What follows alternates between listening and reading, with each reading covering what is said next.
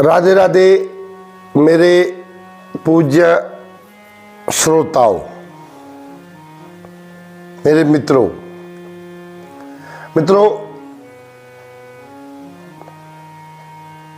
हम जिस परिवार में रह रहे हैं, हम जिस खानदान में रह रहे हैं, हम जिस धर्म में रह रहे हैं, हमें उसके बारे में पता होना चाहिए।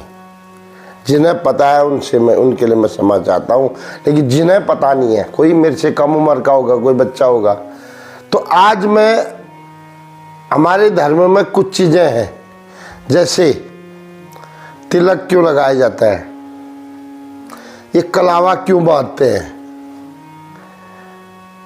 मूर्ति पूजा क्यों करते हैं,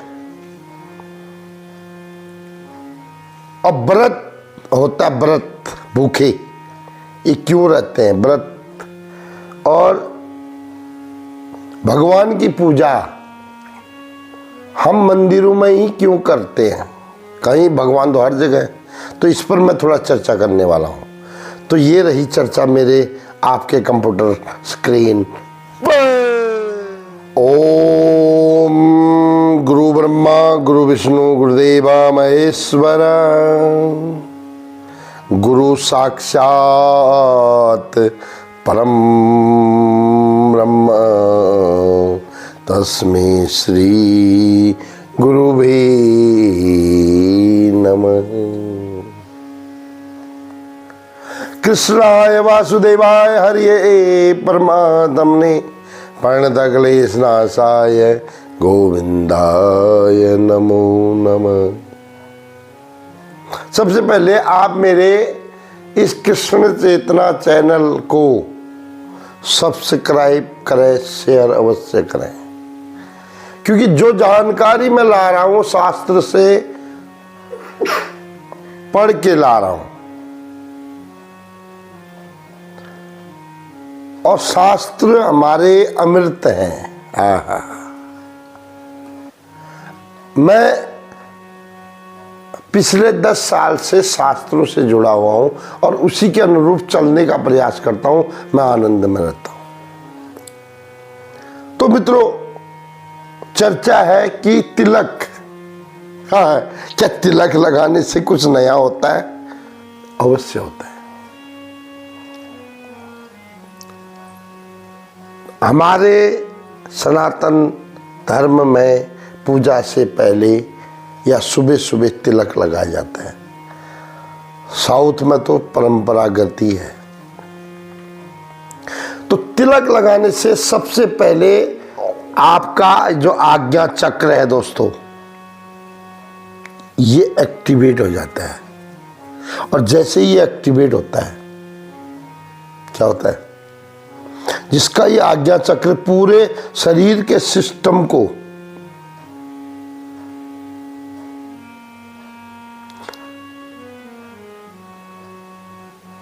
क्रियान्वित करता है, पॉजिटिव डायरेक्शन।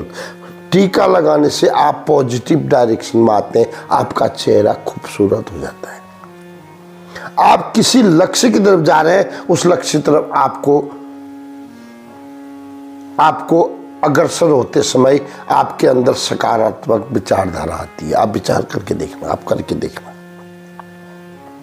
दूसरी बात, हमारे जो देवी देवताओं की जो पूजा है, वो तिलक लगाने के बाद ही सक्सेस होती है। आप धार्मिक क्षेत्र में जाते, वृंदावन कितने गए आप लोग, जरा याद करो। वहां पर पूरे एक दिन के लिए क्यों, फिर वाई फॉर ओनली 1 डे। तो तिलक हमारे को सकारात्मक करता है। दूसरा, कलावा। ये कलावा की पहले 2 बातें बता देता हूं। माता लक्ष्मी ने राजा बलि के हाथ में ही कलावा बांधा। कलावा बांधने के बाद बलि ने भगवान को वापस कर दिया। दूसरी बात, वृत्तासुर और इंद्र की जब युद्ध हुआ था, तब इंद्र भगवान की पत्नी ने इंद्र को ये कलावा बांधा और वो विजय हो गई। ये कलावा हमारी रक्षा करता है। अब आ जा, थोड़ा सा मैं टॉपिक चेंज करता हूं। Force is equal to mass into acceleration. जो पढ़े लिखे लोग हैं, जो अनपढ़ हैं, जो कम जानते हैं, जो कम पढ़े लिखे लोग हैं, वो तो मान लेते हैं। जो पढ़े लिखे लोग जो तर्क करते हैं तो उनके लिए मेरा मैसेज है, force is equal to mass into acceleration. हमने मान लिया ना। बौधाइन पाइथागोरस ने बताया कि चतुर्भुज के चारों एंगल्स का जो योग होता है वो 360 होता है। हमने मान लिया। तो जब हम ये बात मान सकते हैं तो हमें शास्त्र भी मानने चाहिए। और मानो ही नहीं, आप मान कर देखो, उसको फॉलो करके देखो मेरे मित्रों, आपको ऐसी एनर्जी आएगी, आपको फिर दिमाग चलने लग जाएगा। 30 साल पहले मैंने साइंस पढ़ी थी, मुझे याद आते। B is equal to u plus AT है। Final velocity is equal to starting velocity plus acceleration and time. समझ गए ना। तो ये चीज हम फॉलो कर गए, पर हमने शास्त्र वाले को छोड़ रखा है। आप उसको भी फॉलो करो, शास्त्र को भी मानो, तो आपके जीवन में बहुत तरक्की होगी। तो कलावा बांधने से we are free from any fear. Clear है? मतलब डर से मुक्त हो जाते हैं हम, इसलिए कलावा बांधते हैं। अब तीसरा प्रश्न था मूर्ति पूजा क्यों? देखो, आपने देहरादून से दिल्ली जाना है तो आप बस में जाओगे ना, पैदल तो नहीं जाओगे। तो इसी प्रकार हमने भगवान को खुश करना है तो एनी मीडियम। तो उस मूर्ति में जब प्राण प्रतिष्ठा हो जाती है तो उस पर हमारी श्रद्धा आ जाती है। जिस श्रद्धा के वशीभूत हमारा विश्वास टॉप कर जाता है, उस मूर्ति पर हमारा विश्वास टॉप कर जाता है। किसी कोई लक्ष्य हमारा, कोई मीडियम है हमारा। आपने अगर कथा सुनी होगी तो महाभारत में प्रसंग आता है, एकलव्य ने मूर्ति बनाई थी गुरु द्रोणाचार्य की, और देखो एकलव्य जैसा धनुधर। आपने सुना है? उसने भौंकते हुए कुत्ते की जीभ बाहर ही रख दी और उसमें खून भी नहीं आया। आप जरा एकलव्य की पूरी कहानी सुनना, वो जो हिस्ट्री में अलग से है, असली महाभारत में उसकी कथा क्या, एकलव्य कौन था, उसने किस प्रकार से द्रोणाचार्य ने उससे अंगूठा क्यों मांगा, ये सब महाभारत से समझ में आएगा या सत्संग से समझ में आ जाएगा। हिस्ट्री में तो पता है गुरु द्रोणाचार्य ने उंगली कटवा के ले ली। अरे गुरु द्रोणाचार्य इतने गिरे हुए आदमी नहीं है जो उसकी उंगली काट देंगे, कुछ कारण है इसका। दूसरी बात, मूर्ति पूजा का हमारा लक्ष्य है, हमारी श्रद्धा मूर्ति में रहती है। श्रद्धा की वजह से विश्वास का उदय होता है और विश्वास ही ईश्वर प्राप्ति का मार्ग है। क्लियर है? मूर्ति। अच्छा, चौथा था व्रत। फर्स्ट ऑफ ऑल, हमारे अंदर जो मैं अच्छा लग रहा हूं ना, अभी खूबसूरत देख रहे हो ना मुझे, सिर्फ ये बाहर का आवरण है, अंदर तो थूक, पीप, लैट्रिन, बाथरूम, अंड संड गदर है। छी, एक बार मरे हुए आदमी के पास बैठना, जरा मरे हुए जानवर के नजदीक बैठना, तब पता चलेगा तुमको अंदर क्या है। तो पहला कारण तो हम व्रत रखते तो हमारे बॉडी लाइट हो जाती है, और आप व्रत करके बैठकर पूजा कर सकते हो आराम से। आपकी मानसिक स्थिति एक लक्ष्य की तरफ निर्धारित हो जाती है उस व्रत करने से। दूसरा साइंस तो बोलता है व्रत करने से कैंसर जैसी बीमारियां दूर हो जाती हैं। बड़े से बड़े एक्सरसाइज व्यायाम लोग कर लेते हैं व्रत करने से। तो व्रत से ईश्वर मिलते हैं ये कोई गारंटी नहीं है, या ये अच्छी बात नहीं है। पर व्रत से आपकी बॉडी, आप you are becomes free from diseases. ये तो है ही है, ये तो अनुभव की बात है। दूसरी बात, जब आप व्रत करते हैं तो आपका आपका मतलब हो जाता है आज मेरा व्रत है, आज मैंने पूजा करनी है। तो इट मीन्स यू आर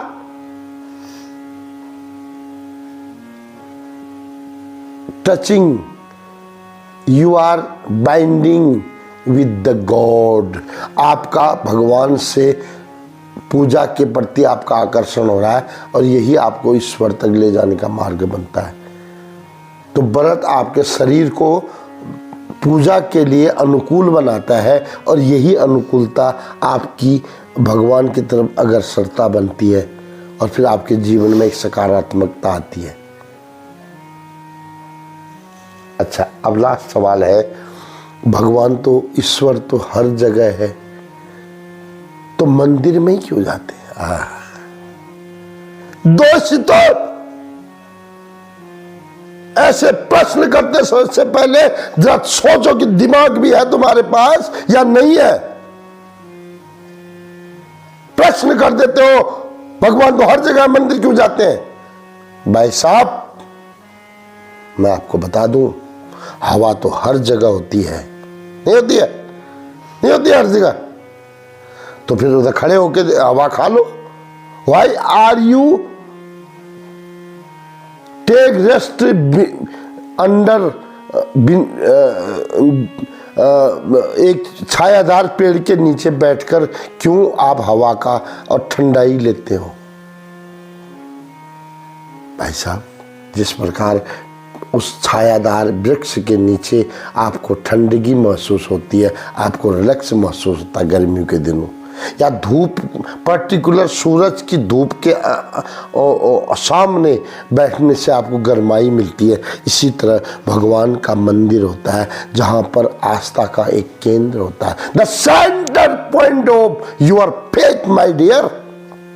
इसलिए मंदिर जाया जाता है। लोग बोलते हैं हम क्यों मंदिर, क्यों जाओगे मंदिर?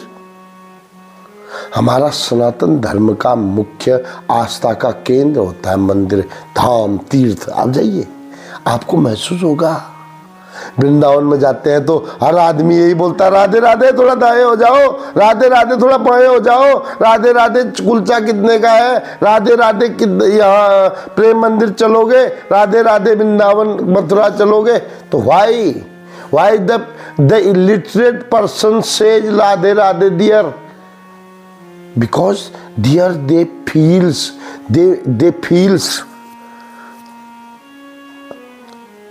that there is a God. उस जगह पर आपको ईश्वर के होने की अनुभूति होती है और यही अनुभूति आपको आपकी श्रद्धा को बढ़ाती है। आपका श्रद्धा बढ़ती है, विश्वास बढ़ता है और एक दिन आप ईश्वर को प्राप्त करते हैं। आपके घर में सुख शांति होती है, आप गलत काम से बच जाते हैं। जिस समय आप सत्संग में होते हैं उस समय आप किसी की बुराई नहीं कर रहे होते, क्या ये कम है? और अब जब आप बिना सत्संग के किसी समाज में बैठे रहते हैं तो वहां पर क्या होता है? क्या होता है माय डियर? वहां पर आप कहीं ना कहीं गलती से आपके मुख से किसी की बुराई निकल जाती है। दोस्तों, मैं भी प्रयास करता हूं कि किसी के बारे में, किसी की तारीफ भी मैं न करूं, लेकिन जब मैं लोगों के साथ बैठ जाता हूं तो कहीं ना कहीं बुराई निकल ही जाती है। दोस्तों, ये मैं अपने अनुभव की बात बता रहा हूं और जो लोग इसी में लगे रहते हैं उनका क्या होता होगा। तो ये कारण है हमारे इन 5 चीजों का। और भी हैं। मिलते हैं किसी और प्रसंग के साथ 2 दिन बाद। तब तक आप मनन करिए, चिंतन करिए मेरी बात का, और आपको अच्छी लगी तो कमेंट बॉक्स पर अपनी राय अवश्य लिखिए। जय श्री कृष्ण, राधे राधे।